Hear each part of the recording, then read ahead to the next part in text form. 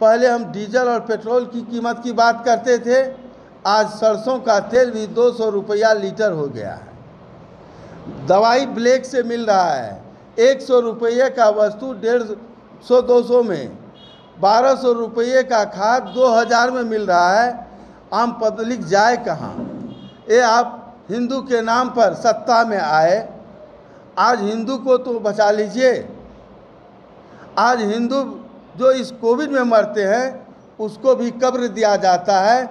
आप कह रहे हैं कि हम गंगा पुत्र हैं और सत्ता को आईना दिखाने का काम कर रहे थे, तो हमारे नेता को, यहाँ के लाल को, एक एम्बुलेंस चोर के कहने पर उसको कोविड महामारी के तहत उसको गिरफ्तार किया जाता है।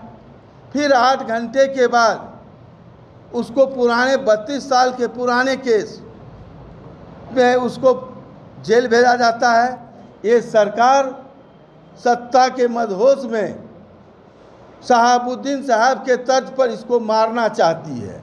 अगर अररिया में वेंटिलेशन की सुविधा होती तो अररिया रानीगंज के जदयू के वर्तमान विधायक भाई अचमित ऋषिदेव जी की धर्मपत्नी की मृत्यु नहीं होती। उन्होंने बिहार सरकार के मुखिया नीतीश जी से कहा कि अगर वेंटिलेटर की व्यवस्था होती तो हमारी पत्नी बच सकती थी।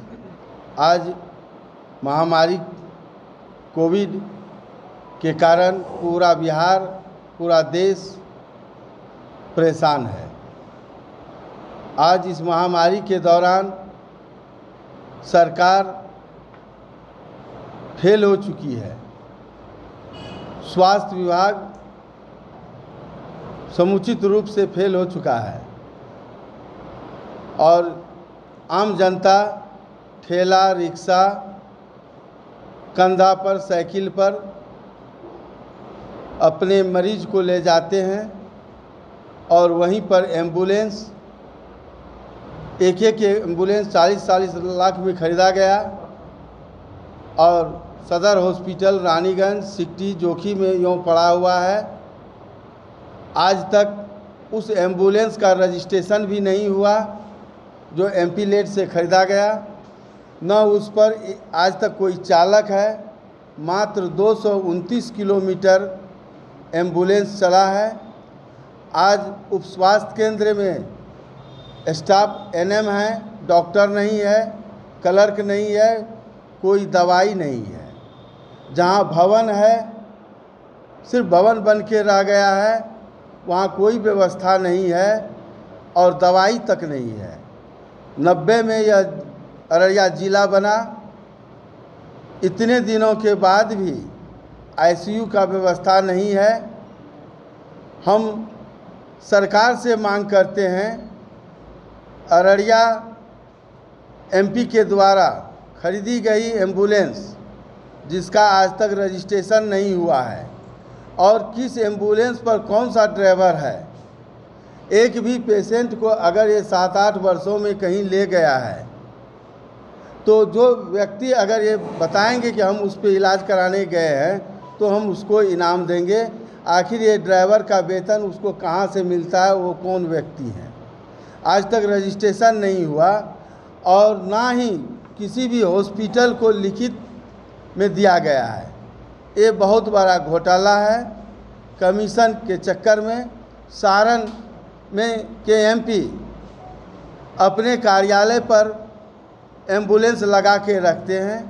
एमपी लेट से खरीदी हुई एम्बुलेंस स्वास्थ्य विभाग को दिया जाता है और उसके माध्यम से वो गाइड होता है, ना कि किसी एमपी के कहने पर एमपी अपने मनमाने मुखिया के द्वारा चलाया जाता है।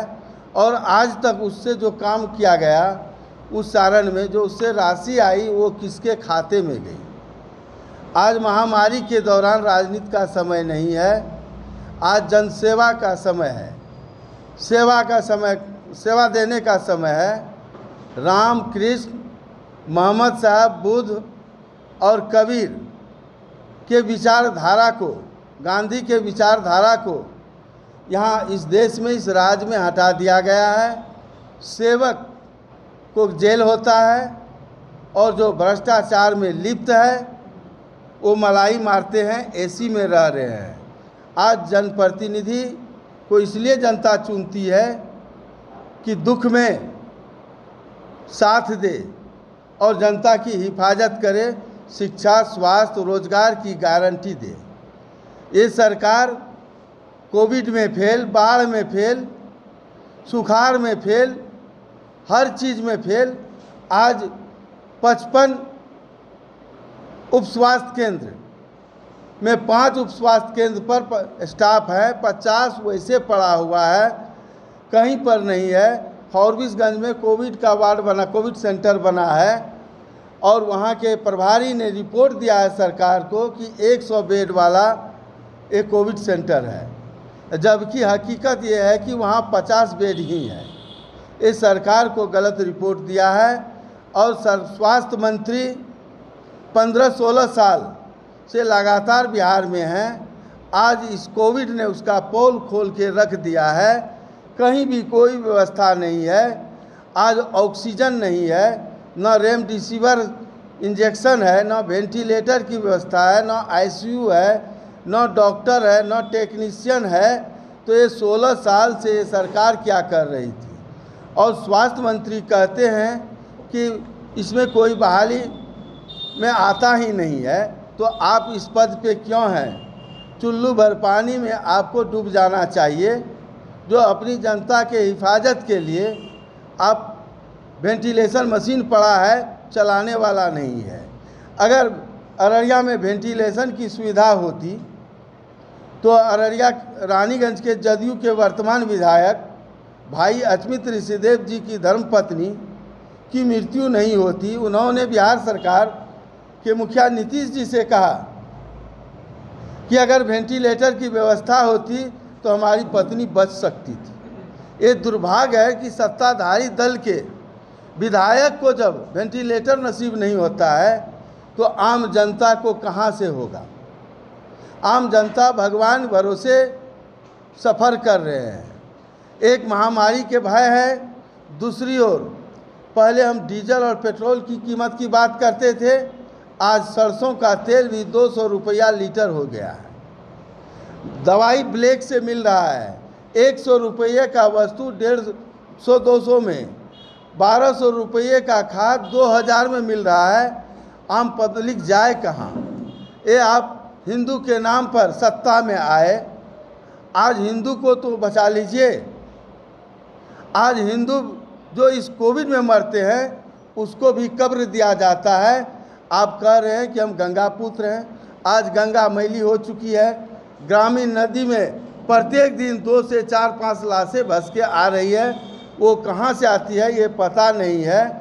सरकार आंकड़ा को छिपा रही है। हम बिहार सरकार से मांग करते हैं कि कोविड में जितने भी व्यक्तियों की मृत्यु हुई है उसका सूची नाम के साथ खुलासा करे तो ये बिहार सरकार को पता चल जाएगा कि एनडीए के 95% आदमी ही मरे हैं। तो जब ये अपने आदमी को रक्षा नहीं कर सकते हैं तो ये आम जनता को क्या दिखाएंगे? और इसी समय में सत्ता पर बैठकर आप महान नहीं बन सकते हैं। आप सत्ता पे बैठकर, सिंहासन पे बैठकर आप महान नहीं बन सकते हैं। महान वो होते हैं जो जन जन के हृदय रूपी सिंहासन पे जो बैठते हैं वो महान होते हैं। और ये 16 साल की सरकार का विकास का ये पोल खुल चुका है। गांव की स्थिति, उप स्वास्थ्य केंद्र का स्थिति, हॉस्पिटल का स्थिति पर्दाफाश कर दिया है कि ये सरकार पूरे तरह से फेल है। आम जनता को ये राहत नहीं दे सकती है। और इसी समय में जब विपक्ष का काम होता है लोकतंत्र में, सरकार को आईना दिखाना, जो जिसको जनता ने बहुमत दिया विपक्ष में बैठने का, वो आज दिल्ली में बैठे हुए हैं और जनता के सवाल पर वो दिल्ली से बैठकर ट्वीट करते हैं, जनताओं का कहीं ख्याल नहीं रखते हैं। और पक्ष और विपक्ष की भूमिका में कोसी सीमांचल बिहार के लाल सेवक पप्पू यादव ने जनताओं को इस महामारी के दौरान हॉस्पिटल से लेकर शमशान तक, कब्रिस्तान तक ऑक्सीजन, भोजन, रेमडेसिविर की इंजेक्शन, नगद रुपये, जो सहायता बन पड़ता था भोजन के साथ वो दे रहे थे और सत्ता को आईना दिखाने का काम कर रहे थे। तो हमारे नेता को, यहाँ के लाल को, एक एम्बुलेंस चोर के कहने पर उसको कोविड महामारी के तहत उसको गिरफ्तार किया जाता है। फिर 8 घंटे के बाद उसको पुराने 32 साल के पुराने केस में उसको जेल भेजा जाता है। जिस दिन उस वारंट पे दस्तखत हुआ है उस दिन बिहार दिवस के अवसर पर सारा कार्यालय कोर्ट बंद रहता है। तो हम सरकार से पूछना चाहते हैं उस दिन वारंट का निर्गत कैसे हुआ? और आपने तो लॉकडाउन उल्लंघन के मामले में गिरफ्तार किया था, तो फिर 32 साल पुराने मामले में उसी दिन 8 घंटे के बाद मधेपुरा, पटना से मधेपुरा और मधेपुरा से सुपौल के बीरपुर और बीरपुर जेल से 2 दिन के बाद DMCH दरभंगा में आप ले गए, जहां इलाज की पूर्ण सुविधा नहीं है और वहां के डॉक्टर इलाज करना चाहते हैं, दूसरे हॉस्पिटल में भी उनका जांच हुआ है। तो वैसी परिस्थिति में जबकि नेता का 2 बार कोरोना टेस्ट हो चुका है, वो कोरोना नेगेटिव है, ये सरकार सत्ता के मदहोश में शहाबुद्दीन साहब के तर्ज पर इसको मारना चाहती है। हम आज पत्रकार भाइयों को ये बताना चाहते हैं कि हमारा नेता पॉजिटिव नहीं नेगेटिव है और उसको नेगेटिव करके ये मारना चाहती है।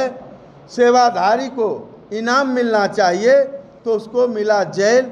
जो भ्रष्टाचार में लिप्त है, जो घोटाला में संलिप्त है, वो सांसद जिसका जगह जेल में होनी चाहिए, आज वो AC की हवा लगा रहे हैं और सरकार के नवरत्न बने हुए हैं। हम सरकार से मांग करते हैं कि एम्बुलेंस प्रकरण और हॉस्पिटल में एम्बुलेंस के साथ साथ उप स्वास्थ्य केंद्र और जो सुविधा होनी चाहिए जो 16 वर्षों में आप नहीं दिया, और इसमें जो दोषी पदाधिकारी CS हैं उस पर और दोषी सांसद पर और इसमें जो भ्रष्टाचार में जो लिप्त हैं उनको कड़ी से कड़ी सजा दिया जाए। और जाप सुप्रीमो, गरीबों के मसीहा, ये मानव नहीं अवतार हैं, इसको जनता की सेवा के लिए जल्द से जल्द रिहा करे। जिस सांसद पप्पू यादव को देश ने 2 बार भारत के सर्वश्रेष्ठ सांसद की उपाधि से नवाजा है, उसको अररिया के सांसद अपने ओछी टिप्पणी करते हैं। हम उसको चुनौती देते हैं कि आए मीडिया भाइयों के समक्ष जनता के बीच में बैठें और ये आवाज़ लगाएं, मैं आपका एक एक पोल खोलूँगा। अररिया में आपने कई बार दंगा भड़काने का प्रयास किया, उस पर भी आपके ऊपर FIR है।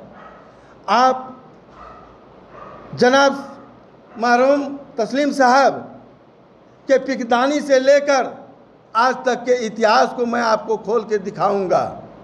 आपको जनता की फिक्र है तो आइए ना मैदान में, आपको सेवा करने से कौन रोकता है?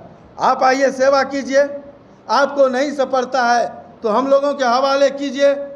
हम लोग ऑक्सीजन, दवाई, भोजन, जो सुविधा है हम लोग देने के लिए तैयार हैं।